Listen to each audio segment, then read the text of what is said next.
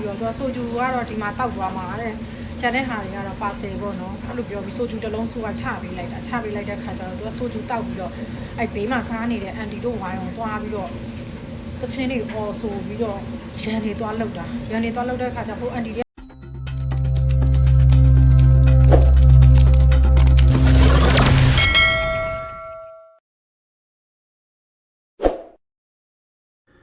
အားလုံးပဲမင်္ဂလာပါမင်းထင် channel မှာကြိုဆိုလိုက်ပါတယ်မိတ်ဆွေတို့ကိုအခုတင်ဆက်ပေးခြင်းတဲ့ဗီဒီယိုကတော့ကိုရီးယားနိုင်ငံမှာအလုပ်သွားလုပ်နေတဲ့မြန်မာမျိုးသမီးတယောက်ရင်ဆိုင်ကြုံတွေ့နေရတဲ့အခက်အခဲနဲ့ဖြည့်ရှင်းသွားတဲ့ပုံစံလေးကိုဘူတုတာရစရာအနေနဲ့တင်ဆက်ပေးလိုက်ခြင်းဖြစ်ပါတယ်ဟုတ်ကဲ့ဗီဒီယိုလေးကြည့်လိုက်ရအောင်တော့မင်္ဂလာပါသူအလုပ်ထဲရောက်နေပြီပေါ့နော်ကိုရီးယားမှာပေါ့နော်တယောက်တည်းအခုစုလိုပုံစံမျိုးပေါ့တထေးမလာဘူးတယောက်တည်းအဲ့လိုဆိုင်ခွင့်ပြီးတော့ရောင်းရတဲ့သူတွေရှိတယ်ဆိုရင်နည်းနည်းသတိထားစရာလေးစုပြောပြမှုပေါ့နော်အခုအရင်ရက်ကစုကဒီလိုမျိုးပဲတယောက်တည်းကြော်ပြီးတော့ရောင်းနေတာအဲ့ချိန်မှာဆိုင်ထဲမှာကထိုင်စားနေတာ2ဝိုင်းရှိရပေါ့နော်2ဝိုင်းရှိတယ်စုကကြက်ကြော်နေတာအဲ့လာစားတဲ့ဧည့်သည်နဲ့ကလည်းစုနဲ့ကအရန်ခင်နေတဲ့အန်တီတယောက်ပေါ့နော်အဲ့တော့စုကဒီမှာဒီလိုပဲကြက်ကြော်နေတာကြော်နေတဲ့ချိန်မှာဝင်ချလာတာပေါ့နော်အဲ့ဒီ customer ဝင်လာတော့သူ့ပုံစံကြည့်ရတာလဲလုံးဝ smart ကြနဲ့ကြည့်လိုက်ရင်လုံးဝ psycho လို့မထင်ရတဲ့ပုံစံမျိုးပေါ့နော်တနာနာနဲ့လှတယ်တော့ဝင်လာပြီးတော့စုဒီဆိုင်မှာဘာတွေရလဲဘာရတာရှိလဲဘာစားကောင်းလဲအကုန်မေးတဲ့ခါကျတော့စုကလည်းသူရှင်းပြတာပေါ့နော်ရှင်းပြတဲ့ခါကျတော့အဲ့ဒါဆိုရင်လည်းငါ့ကိုတဲ့အဲ့ဒီဟာပေးတဲ့ဆိုတော့သူက15မိနစ်လောက်တော့ကြာမယ်လို့ဆိုတော့သူကရတယ်တဲ့ငါစောင့်မယ်တဲ့တအောက်နေကြတော့ခေါ်ပြီးတော့ဒီဟာရောစားကောင်းလားပေါ့စားကောင်းတယ်ဆိုရင်ငါ့ကိုတပွဲပေးပေါ့သူကဆိုင်မှာရှိတဲ့ menu ကိုကြည့်ပြီးတော့အကုန်မှားတဲ့ခါကျတော့သူကနည်းနည်းတော့စိတ်ထဲမှာထင်သွားပါတော့မှားတာတော့ဟုတ်တယ်မှားပြီးတော့မှမယူတော့ဘူး cancel တွေပါတယ်အဲ့လိုမျိုးတွေဆိုလို့ရှိရင်သူကတော့ဘာမှမဖြစ်ပေမဲ့တထေးကိုတော့သူကနည်းနည်းပါးတော့ပြောရတာပေါ့နော်အဲ့လိုကြတော့တထေးအနေနဲ့ကြတော့ကိုကပဲအသုံးမကျလို့လားလို့ထင်မှလဲကြောက်တယ် CCTV တော့ရှိပေမဲ့လေလက်တွေ့ရင်ဆိုင်ရတာကိုဖြစ်နေတဲ့ခါကျတော့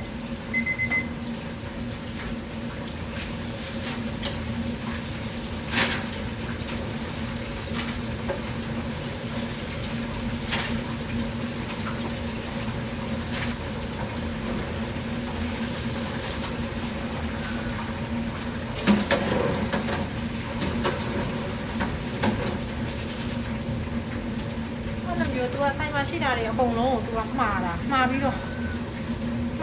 အဲ့ဆိုဂျူတစ်လုံးပေးပေါ့နော်ဆိုပြီးတော့သူကဆိုဂျူကတော့ဒီမှာတောက်သွားမှာတဲ့ကျန်တဲ့ဟာတွေကတော့ပါဆယ်ပေါ့နော်အဲ့လိုပြောပြီးဆိုဂျူတစ်လုံးစုကချပေးလိုက်တဲ့ခါကျတော့သူကဆိုဂျူတောက်ပြီးတော့အဲ့ဘေးမှာစားနေတဲ့အန်တီတို့ဝိုင်းအောင်သွားပြီးတော့တချင်းတွေအော်ဆိုပြီးတော့ရန်နေသွားလောက်တဲ့ခါကျဟိုအန်တီတွေကလည်းပထမတော့ပြန်ပြောတာပေါ့နော်သူလည်းအခြေတင်နေဖြစ်တော့စုကလည်းကြောက်နေတာပေါ့နော်တထေးကိုပဲဖုံးဆက်လိုက်ရမလားဒါမှမဟုတ်ရဲကိုပဲခေါ်ရမလားပေါ့နော်အဲ့ဒါဟိုရဲကိုခေါ်ရင်တော့ပူပြန်နေပါလို့လဲဆိုတော့စုဆိုင်နဲ့ဆို9မိနစ်လောက်ဆိုလို့ရှိရင်ရဲစခန်းပဲတထေးကိုခေါ်ရင်ကကျတော့တထေးကအိမ်ကနေထွက်လာမှာဆိုတော့လေအနည်းဆုံးမိနစ်40လောက်ကတော့ကြာမှာစုကလည်းစဉ်းစားတာပေါ့နော်တထေးကိုတော့ဖုံးဆက်လိုက်မယ်ဖုံးဆက်ပြီးရဲကိုခေါ်လိုက်မယ်ပေါ့နော်အဲ့လိုမျိုးတွေးနေတာသူကရန်နေလောက်ပြီးတော့စုကိုလည်းမီးဖို့ကြောင်နဲ့ဝင်လာပြီးတော့သူပြောနေတာပေါ့နော်မရသေးဘူးလားနင်းချက်ကြော်ကပေါ့နော်စားလို့ရောကောင်းပါလားစားလို့မကောင်းရင်ငါစိတ်တူမှာသူကအဲ့လိုတွေလာပြောပြီးတော့ပြီးတော့အိမ်သာသွားကြလို့တဲ့ဆိုတော့သူကစုလို့ဆိုင်နဲ့အိမ်သာနဲ့ဝေးတဲ့ခါကျတော့သူကသူ့လမ်းညွှန်ပေးတာပေါ့နော်ပြောသူကငါမသွားတတ်ဘူးတဲ့နင်လိုက်ဖို့တဲ့ငါလိုက်ဖို့လို့မရဘူးလို့ဆိုင်မှာဧည့်သည်တွေနဲ့လို့ပြီးရင်ငါကြက်ကြော်အောင်ငါတထေးလည်းမဟုတ်ဘူးလို့အချိန်ပိုင်းလုံးနေတာလို့သူ့ကိုပြောတဲ့ခါကျတော့မရဘူးတဲ့နင်လိုက်ဖို့ရမယ် customer right ဆိုတော့နင်မသိဘူးလားပေါ့အဲ့ဒါကိုစားနေတဲ့အန်တီတွေအီမိုတွေအန်တီတွေကပေါ့နော်အန်တီတွေကစုနဲ့တိနေတဲ့ခါကျတော့စုကိုမျက်စိတွေမှိတ်ပြတာအဲ့ဒါနဲ့စုကလည်းလာလို့ကငါလိုက်ဖို့မယ်လို့ဆိုတော့သူအိမ်သာလိုက်ဖို့လိုက်တော့သူကလမ်းတစ်ဝက်လဲကြာရတယ်တဲ့ငါဘာသာငါသွားတော့မေးတယ်နင်ပြန်တော့တဲ့ဆိုတော့အဆုကလည်းပြန်လာပေါ့နိုင်ဝက်လောက်ပျောက်သွားတာပြန်မလာတော့ဘူးအဲ့ဒါနဲ့စုကဒီမှာချက်တွေကကြော်ထားပြီးနေပြီသူကရောက်မလာတဲ့ခါကျတော့ဒုက္ခပဲပေါ့နော်ပြန်သွားလားမသိဘူးပေါ့ဆိုပြီးအဲ့ဒါ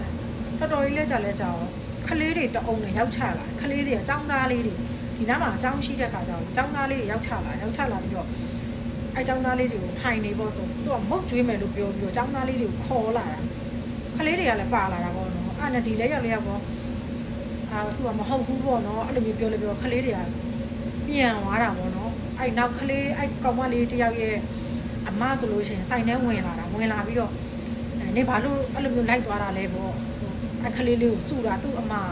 ဝင်လာပြီသူ့အမလားသူ့အန်တီလားတော့မသိဘူးစုတာပေါ့နော်အဲ့လိုတဲ့တွေ့တဲ့လူကခေါ်ရင်မလိုက်ရဘူးလို့ပြောထားတယ်မဟုတ်ဘူးလားဆိုပြီးတော့ခေါ်ချသွားတာအဲ့ဒါနဲ့အဲ့စားနေတဲ့အီမိုအန်တီကပေါ့နော်ခလေးတွေခေါ်လာတာနေနဲ့တီးလို့လားဆိုတီးဘူးလေတဲ့မတီးဘူးတဲ့ငါခေါ်လာတာတဲ့အဲ့လိုပြောလဲပြောအဲ့နဲ့အဲ့စားနေတဲ့အန်တီကနေစုရှိလာပြီးတော့တိုးတိတ်ပေါ့နော်စုပေါ့ဘာမှမကြောက်နဲ့ပေါ့နော်ငါတို့နေပေးမယ်ပေါ့တထေးကိုတော့ဖုံးဆက်ပြီးခေါ်ထားပေါ့နော်တထေးရောက်လာမှငါတို့ပြန်မယ်ပေါ့ငါတို့ကလည်းပြန်ရတော့မှာပေါ့နင့်ကိုတနာလို့ပေါ့ဆိုပြီးတော့နဲ့စုကလည်းတထေးကိုဖုံးဆက်တော့တထေးကလည်းအရေးထဲမှာအစစ်ဆေးမေးမြန်းနေရရမ်းထူနေသူစစ်စစ်ကြည့်ရတာတော့ဒီလူကစိတ်ပုံမှန်မဟုတ်တဲ့လူဖြစ်ဖို့ညားတယ်ပေါ့နော်ဒီလိုအခြေအနေမှာတယောက်တည်းလူသမားတယောက်အနေနဲ့ရင်ဆိုင်ဖြည့်ရှင်းရတာတော့အခက်တွေ့တာပေါ့ဒါပေမဲ့ကံကောင်းစွာနဲ့ပဲဒီရှိနေတဲ့တခြားလူတွေပေါ့နော်တခြားလူတွေရဲ့ကူညီမှုရတဲ့အတွက်တခြား customer တွေရဲ့ကူညီမှုရတဲ့အတွက်ဒီမှာအဆင်ပြေခဲ့တယ်လို့ပြောလို့ရတာပေါ့နော်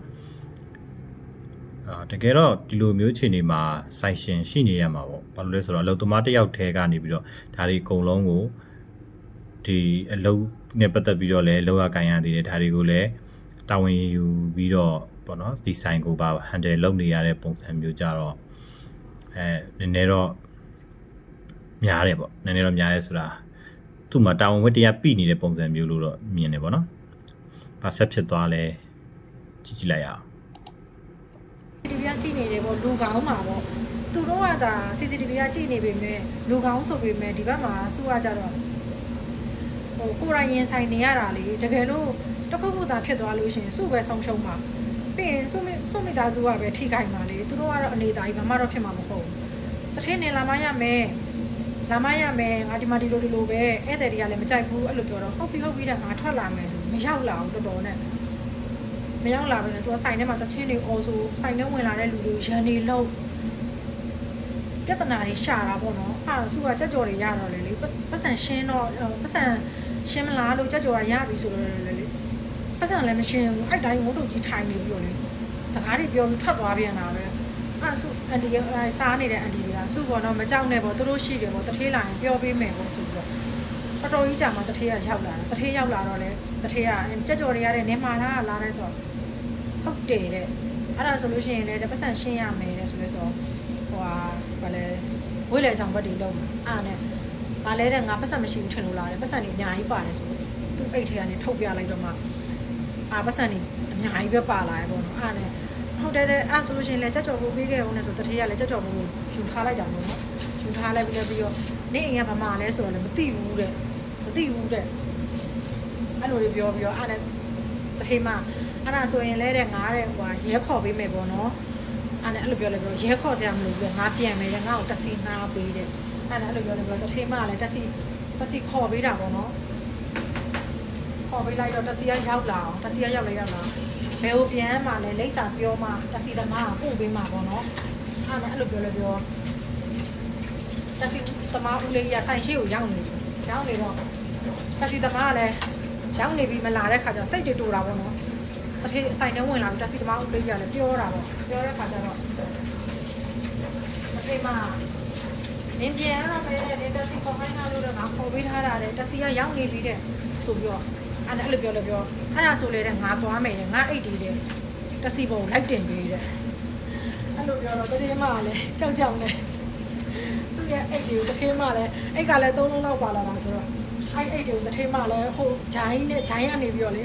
ဘယ်တစ်ဖက်ညာဖက်လွယ်ပြီးတော့တက်စီပုံသွားပို့ပေးတာတထေးမပစ္စည်းတွေကပို့ပြီးနေပြီသူကဆိုင်ထဲကနေမထွက်သေးဘူးအပေါ်ကဝိုင်းချော့မော့ပြီးတော့တက်စီပေါ်တင်ပေးလိုက်တော့မှပြန်သွားတာအဲ့ဒါတက်စီသမားဦးလေးလည်းဗမာချပေးတယ်လည်းမသိဘူးသူလည်းဖယ်သွားလဲလည်းမသိဘူးအဲ့လိုမျိုးကြတော့တောက်တယ်ဆိုတော့ဘာလို့လဲသူများနိုင်ငံလာလို့ရဒီမှာဆိုင်ကိုတွေကများတော့လေဟိုတလုံးကတော့သတင်းထဲမှာပါလာသေးရဲ့လေဟိုပန်းချံမှာဒီတိုင်းမဲ့သူ့ဘက်သူသွားနေတဲ့လူကိုဓာတ်နဲ့ထိုးတက်လိုက်ဟုတ်တယ်နော်ထိုးတက်လိုက်တော့တေသွားတော့ရဲတွေကကိုရီးယားဂျပန်မှာအဲ့လိုလဲပေါ့အတိလားပေါ့ရညိုးရန်စားရှိလို့နေတဲ့ခါကျတော့တိဦးတဲ့တိလည်းမတိဘူးမြင်လည်းမမြင်ဘူးဒီတိုင်းတက်လိုက်တာလို့ ပြောတာလေအဲ့လိုသတင်းတွေကလည်းစုကဖတ်ထားတော့ကြောက်တယ်ပါပဲဖြစ်ဖြစ်တစ်ခုခုဆိုရင်ကိုပဲဟိုဖြစ်တာပါအားကြောင့်တယောက်ပြေးလောက်ရတဲ့လောက်တွေကနည်းနည်းတော့အနေရများတယ်ပေါ့နော်ကိုရီးယားမှာချိန်ပိုင်းလုံးနေတဲ့ခလေးတွေပေါ့မောင်လေးတွေညီမလေးတွေဆိုလို့ရှိရင်တယောက်တည်းမင်းတစ်ဆိုင်နဲ့တတိထားပြီးတော့လောက်ကြပါလို့အဲ့ဒါလေးဆိုတာပြောပြတာအလုံးမတက်တာပါဟုတ်ကဲ့ဒီမှပြောသွားတဲ့သူကြုံတွေ့ခဲ့ရတဲ့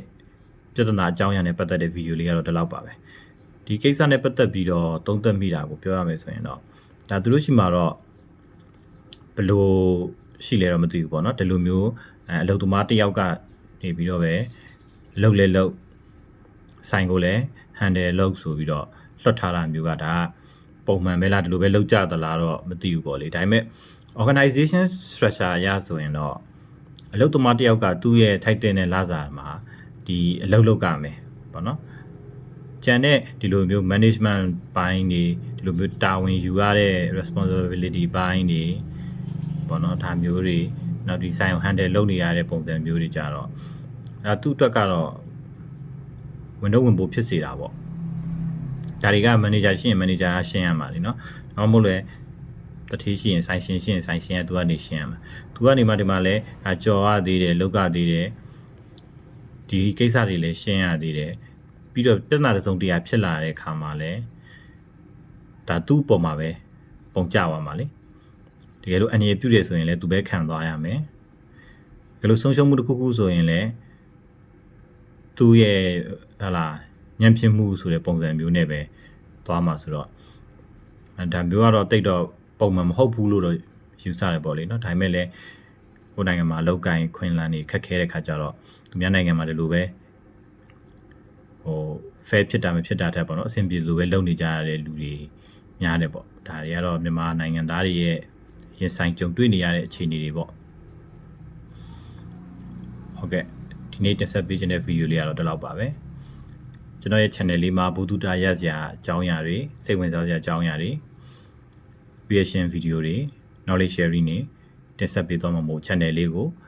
subscribe မလုပ်ကြသေးရင်လည်း subscribe နှိပ်ပြီးတော့ notification ခေါင်းလောင်းလေးကိုလည်း on ပေးခဲ့ဖို့မေတ္တာရက်ခံချင်ပါတယ်နောက်ဗီဒီယိုတွေမှာပြန်လည်ဆုံတွေ့ကြတာပေါ့